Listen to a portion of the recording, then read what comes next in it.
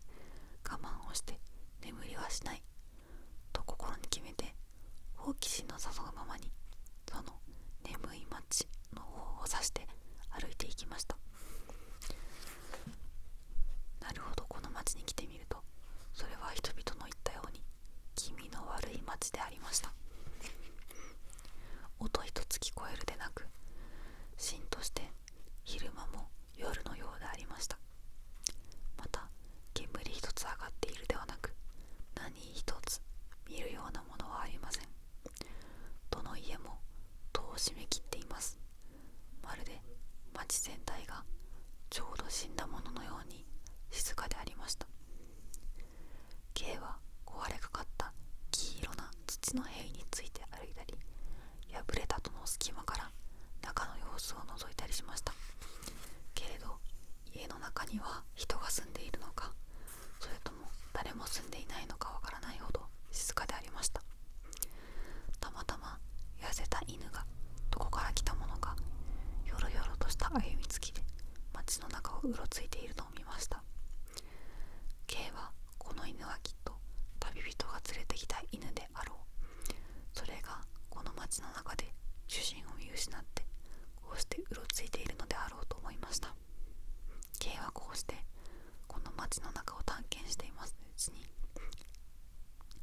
いつともなしに体が疲れてきました。はあ、なんだか疲れて眠くなってきたぞ。ここで眠っちゃならない。我慢をしていなくちゃならない。と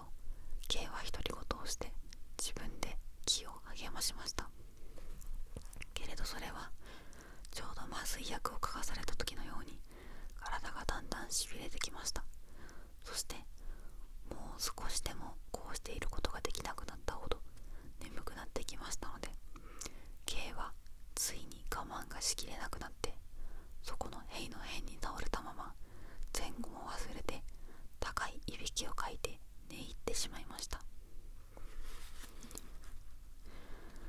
よく眠ったと思いますと誰かが自分を揺り起こしているようでありましたから、 K は驚いて目を見張って起き上がりますと、いつの間にやら日は全く暮れていて、辺りには青い月の光が冷ややかに彩っていました。もう何時頃だろう。これはしまったことをしてしまった。いくら眠くても我慢をして眠るのではなかったが、と K は大いに後悔しました。けれどももはや仕方がありません。彼はそこに落ちていた自分の帽子を拾い上げてそれをかぶりました。そして辺りを見回しますと、すぐ自分のそばに一人のじいさんが大きな袋を担いで立っていました。 K はこのじいさんを見ると誰か自分を揺り起こしたように思ったが、このじいさんであったかと考えましたから、彼は臆する色なくそのじいさんの方に歩いて近づきました。月の光でよくそのじいさんの姿を見守ると、破れた洋服を着て古くなったボロ靴を履いていました。もうだいぶの年と見えて白いひげが伸びていました。あなたは誰ですかと少年は声に力を入れて問いました。するとじいさんはとぼとぼとした歩きつきをして K の方に寄ってきて、わしだ、お前を起こしたのは。わしはお前に頼みがある。実はわしがこの眠い町を建てたのだ。わしはこの町の主である。けれどお前も見るようにわしはもうだいぶ年を取っている。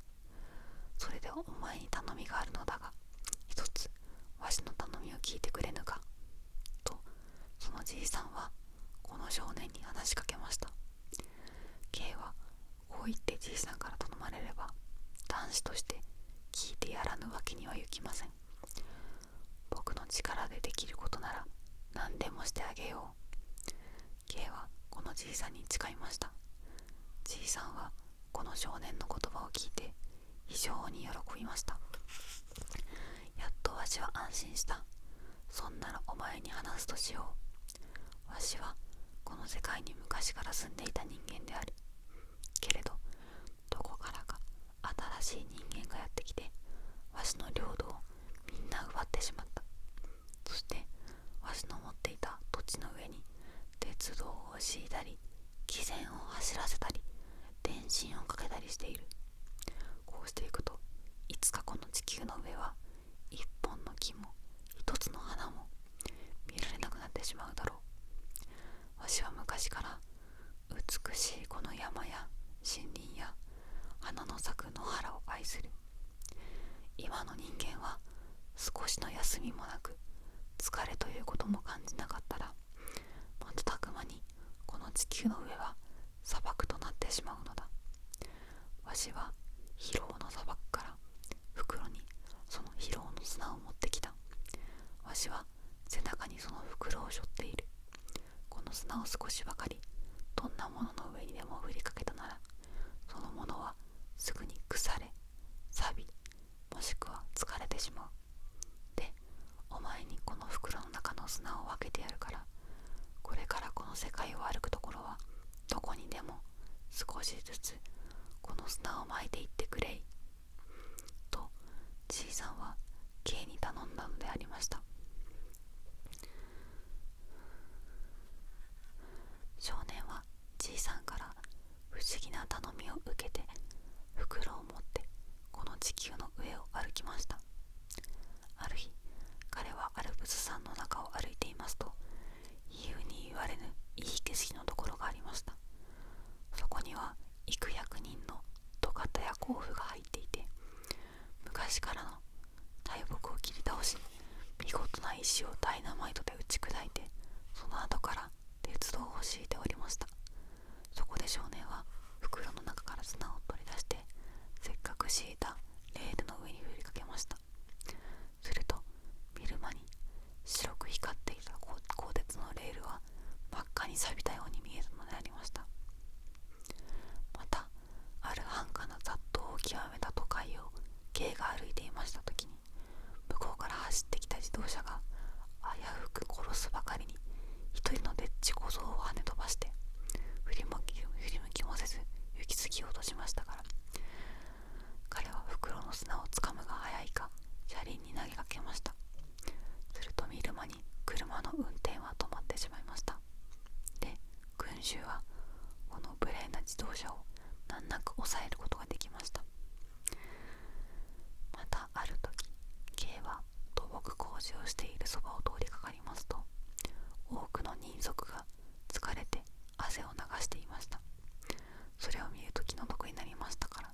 彼はごく少しばかりの砂を監督人の体に巻きかけました。と、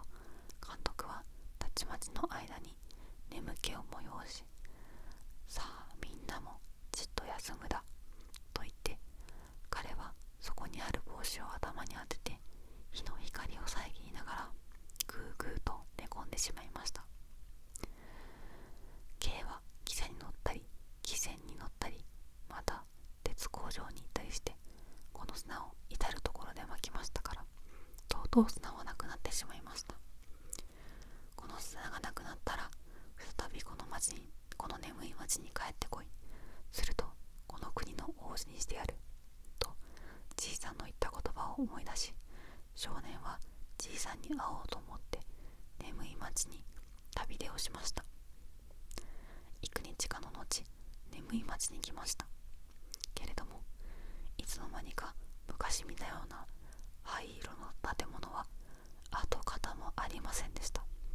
のみならず、そこには大きな建物が並んで、煙が空にみなぎっているばかりでなく、鉄工場からは響きが起こってきて、電線は蜘蛛の巣のように張られ、電車は市中を縦横に走っていました。このありさまを見ると、あまりの驚きに少年は声を立てることもできず、驚きの眼を見張って一生懸命にその光景を見守っていました。おしまいということで、1,2,3,4ページぐらい、裏表4ページぐらい、文庫本だと24ページから31ページなので、片面7ページですね。短いお話でした。小川未明は赤いろうそくと人魚っていう話は前から知ってたんですけど、眠い町っていうのはツイッターでリクエストいただいて初めて知って、読んで不思議なお話だなって思いましたね。どうでしたか皆さんは。面白かったですか？小川未明の小説ってなんとなくね、影があって魅力的ですよね。童話なんだけど大人も楽しめるみたいな。私はそれこそアンデルセンの童話がねすごく好きで、子供の頃図書館行って読んだりしたんですけど、ちょっと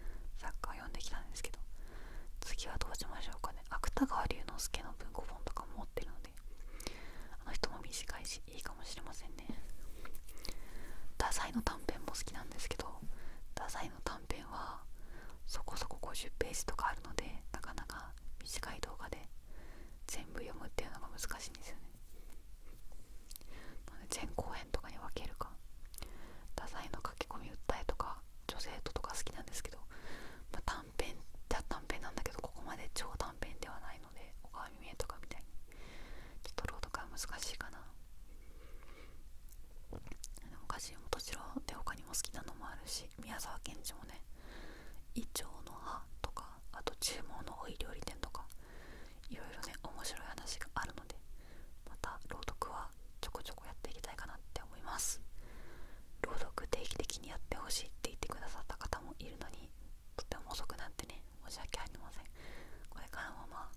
月に1回ぐらいとか、なんとなくそれぐらいでやっていきたいかなと思ってるので、